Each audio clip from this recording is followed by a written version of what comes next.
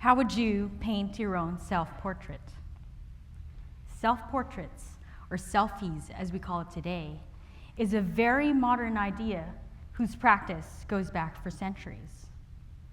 Selfies these days exist mostly in the digital realm, but self-portraits, when you see it in galleries and museums, makes you take a step back and look at the painting or a photograph. It asks you to look introspectively. There's no next button, nor can you scroll up or down or skip to the next painting. You have to move yourself.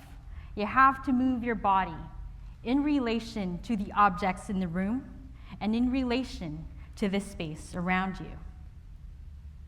That one self-portrait that was very influential for me was Artemisia Gentileschi's self-portrait as the allegory of painting.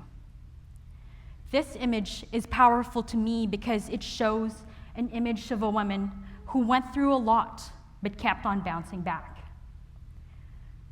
Uncovering how this woman endured so much stood as a beacon for me during a time when my life was filled with darkness and chaos.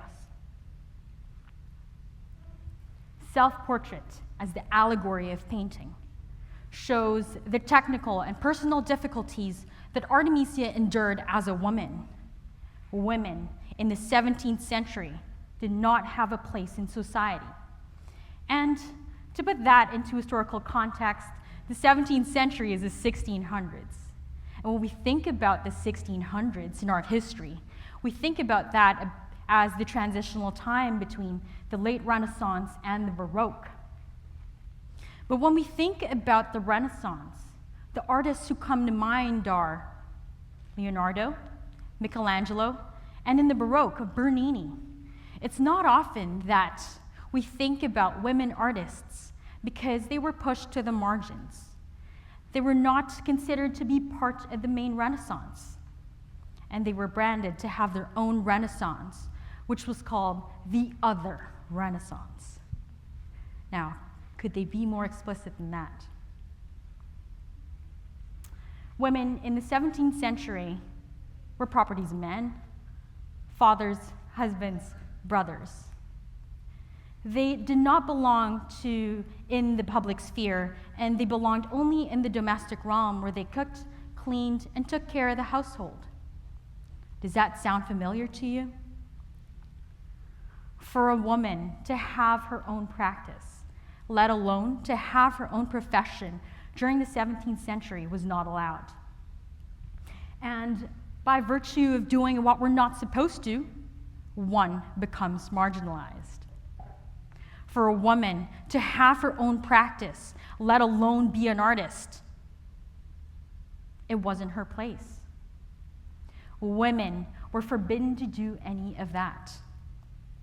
But Artemisia did it anyway. And this image comes alive because it shows an image of a woman in triumph amidst all the hardships. She uses the technique called chiaroscuro, which utilizes darkness and lightness to form a beautiful and classical composition.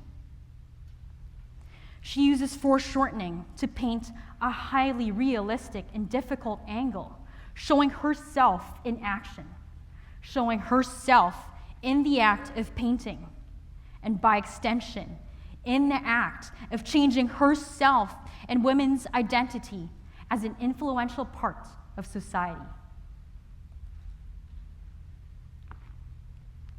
Artemisia's self-portrait reminds me of an individual who, by prejudiced standards of society, tells you that you cannot be more than the other, that you could only be in the sidelines. Now, we have all been the other at some point in our life. We have all been sidelined and stood in the margins. Now, how do you turn that around? That was the question that I grappled with as I sat in my art history courses. And it brought me back to a time when I told my mom that I want to become an art historian. For years, I've been having this conversation with my family at the dinner table. My mom is a successful accountant, so she wanted me to go into business the way that she did. My dad went to law school, so he wanted me to do the same thing. And my grandma, for years, has been joking around about how none of her grandkids had followed her footsteps in becoming a doctor. I am the other to my family. I'm already gay and had come out gay. And to come out again and tell them that I didn't want to do the things that they're doing, that I didn't want to go into finance and healthcare, cemented my place in the margins, cemented my place as the other. 72% of Filipino immigrants hold degrees in finance and healthcare when we move to Canada. But most of us don't get to be in our own chosen fields. Instead, you'll see us wiping tables at the food court or sweeping the floors at your local mall. We leave everything behind to start fresh. My family and I left everything behind when we moved to Vancouver in 2004. We left our home, we left family whom I've known all my life, and we left friends who I grew up playing in the dirt with. We left our own little communities and uprooted ourselves from our very own culture. I left a 4-year college basketball scholarship to start fresh in Vancouver, and it wasn't easy. We moved from the noisy, congested streets of Manila to the calm and quiet orderliness of the streets of Vancouver. We moved from the hot 30-something degree weather all year long to the cold, dark, and lonely Vancouver.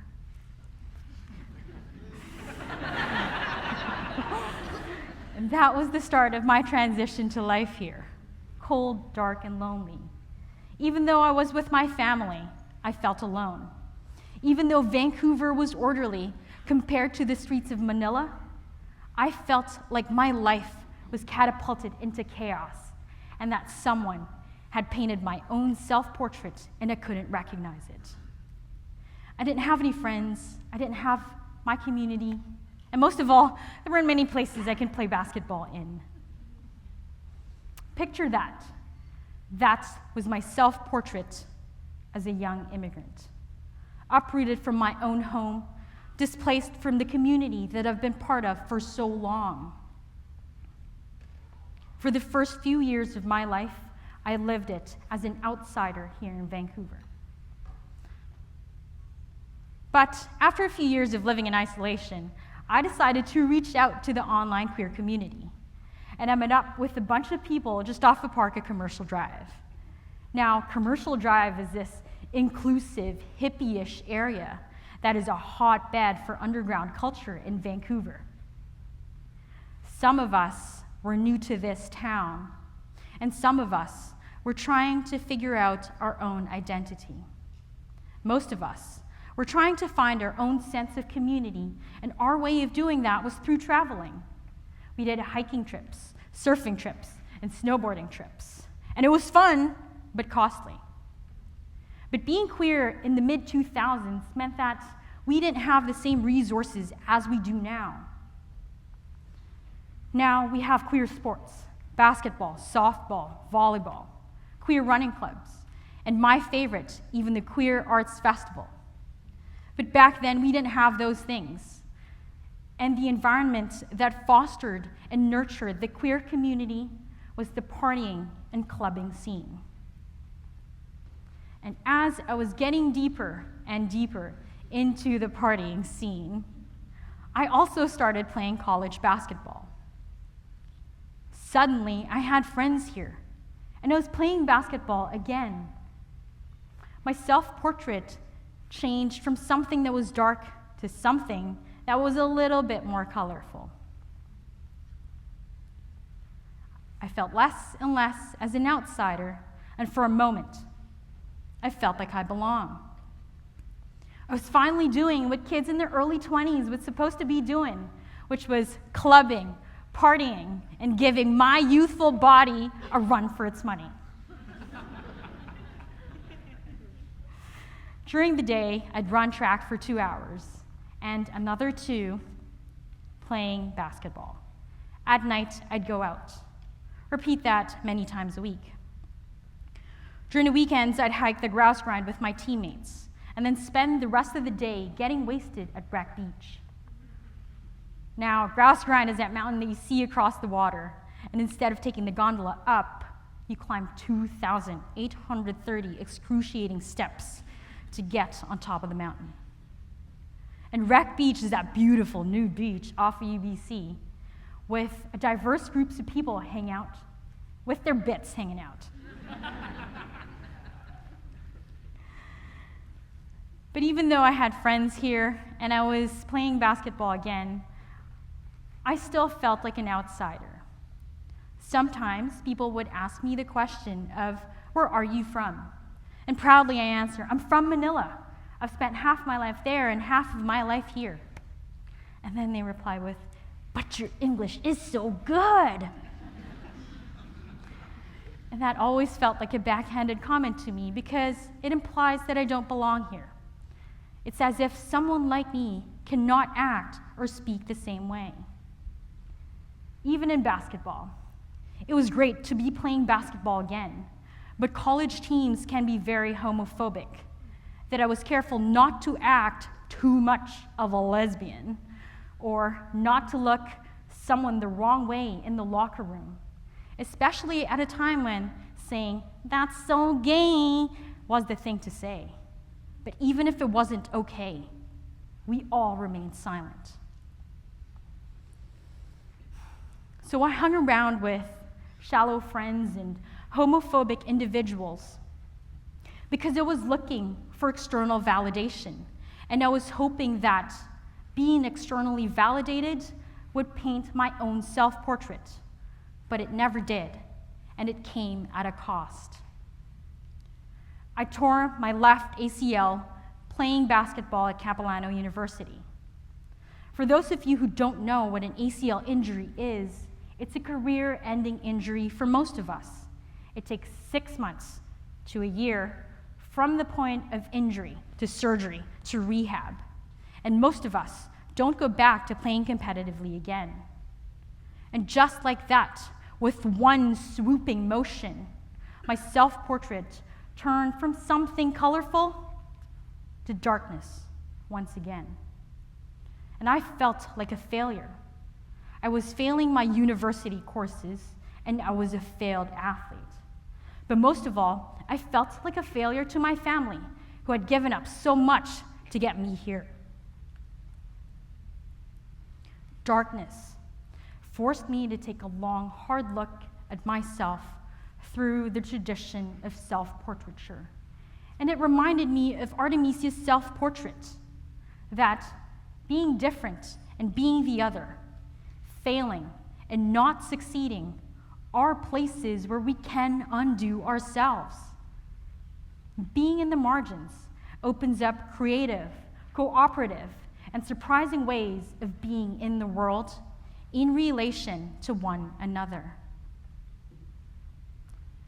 Being different offers a unique opportunity to grow out of the box, to grow out of the familial and cultural expectations that are built around us. And being in art history opened up my eyes to the idea of being different, that in each period, in each movement, and in each moment in history is defined by how different it is from the rest. And that's what Artemisia and all the great artists and writers were trying to do. Being different is how we make our own paths into making changes in this world. I fell in love with art theory and philosophy, so I found ways of applying that in my practice as a photographer and as a writer in Vancouver, and as an early career scholar, finding my own academic home here at SFU. My self-portrait was different 10 years ago. Now, it looks like this. I still want to become an art historian, and I'm still trying to figure out how to do that. Now, the conversations that I have with my family are filled with each of our own journeys into becoming our own person. And one day, when my wife and I have kids of our own, I might expect them to follow our footsteps. But I'd be even more proud if they had the courage to say no and follow their own.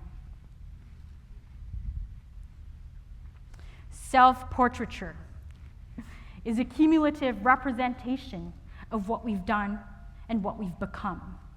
And our society's obsession with self-portraits is a reflection of how we are constantly in the process of finding out who we are and what we represent. It is a process of finding out how we can be different. Looking back, the people who we admire are the ones who challenge the norm, are the ones who push the boundaries of time. And it wasn't an easy road for them. Often, they were branded as the outsiders, as different, as the other. So if you feel marginalized in some way, if you feel different, no matter how much you try not to be, embrace it.